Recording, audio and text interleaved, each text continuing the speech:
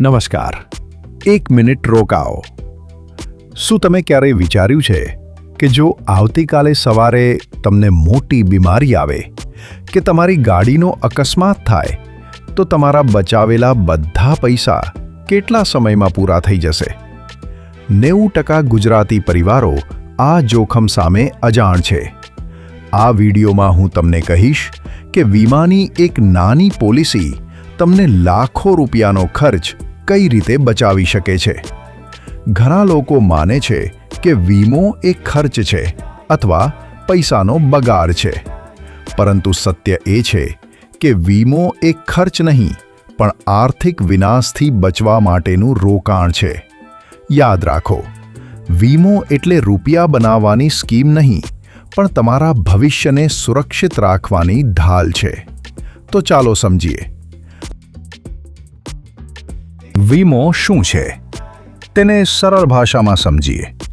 વીમો એટલે ફક્ત એક શબ્દ નહીં પણ જોખમનું ટ્રાન્સફર, રિસ્ક ટ્રાન્સફર.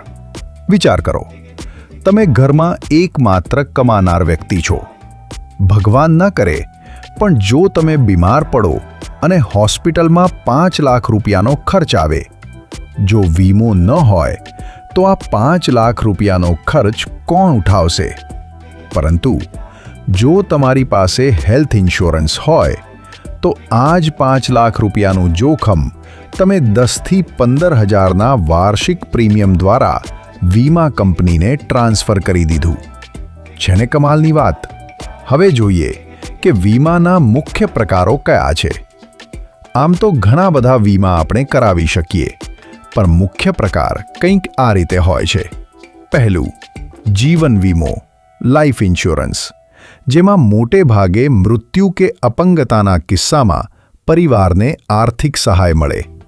બીજું, જનરલ વીમો, જનરલ ઇન્સ્યોરન્સ, જેમાં વસ્તુઓ અને સ્વાસ્થ્યનું રક્ષણ થાય. હવે આ વિડીયોમાં આપણે મોટે ભાગે જનરલ ઇન્સ્યોરન્સ વિશે જાણીશું કે તેમાં કયા કયા કવરેજ આવી શકે.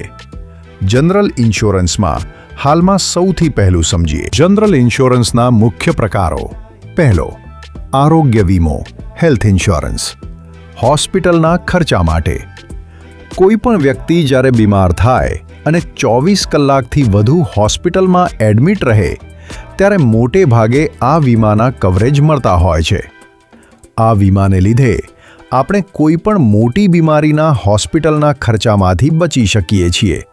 એના પછી બીજો, મોટર વીમો, મોટર ઇન્સ્યોરન્સ, કાર, બાઇકના નુકસાન અને થર્ડ પાર્ટી જવાબદારી માટે. આરટીઓના નિયમ અનુસાર મોટરનો વીમો કરવો ફરજિયાત છે. કાર, બાઇક અને કોઈ પણ કમર્શિયલ કે સ્પેશિયલ કેટેગરીના વ્હીકલનો વીમો જનરલ ઇન્સ્યોરન્સના મોટર સેગમેન્ટમાં આવે છે, જેમાં મોટે ભાગે કાર, બાઇકને એક્સિડન્ટમાં થતું નુકસાન અને આપણી ગાડી વડે સામેવાળી પાર્ટીને નુકસાન થયું હોય તેની ભરપાઈ વીમા કંપની કરતી હોય છે.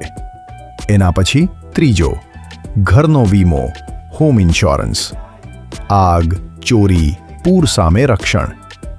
આપણા ઘરમાં કોઈ પણ કુદરતી આફતો અથવા તો આગ કે તોફાન, રાયટના કારણે નુકસાન થાય તો તે બધું મોટે ભાગે હોમ ઇન્સ્યોરન્સમાં કવર થતું હોય છે. એના પછી ચોથો, પ્રવાસ વીમો, ટ્રેવલ ઇન્સ્યોરન્સ, ટ્રીપ કેન્સલ થવા કે મેડિકલ ઇમરજન્સી માટે. આપણે ક્યાંક બહાર ફરવા જઈએ અને ત્યાં જવાથી બીમાર પડી જઈએ અથવા તો કોઈ ઇમરજન્સી પરિસ્થિતિમાં આવી જઈએ ત્યારે ટ્રેવલ ઇન્સ્યોરન્સ કામ લાગે છે, જેમાં ઇમરજન્સી સિચ્યુએશન માટે ફંડ અથવા બીજા કોઈ દેશમાં થતા હોસ્પિટલના ખર્ચાની ભરપાઈ કરી આપવામાં આવતી હોય છે. એના પછી પાંચમો, ફાયર ઇન્સ્યોરન્સ, ફેક્ટરીનો વીમો. ફેક્ટરીમાં આગ, પૂર અથવા તો કોઈ કુદરતી હોનારતોથી થયેલા નુકસાનની ભરપાઈ કરવા માટે. અને લાસ્ટમાં, એમ્પ્લોયી કોમ્પેન્સેશનનો વીમો. ફેક્ટરીમાં કામ કરતા વર્કર માટે જીવન અને સ્વાસ્થ્યની સુરક્ષા માટેનો વીમો.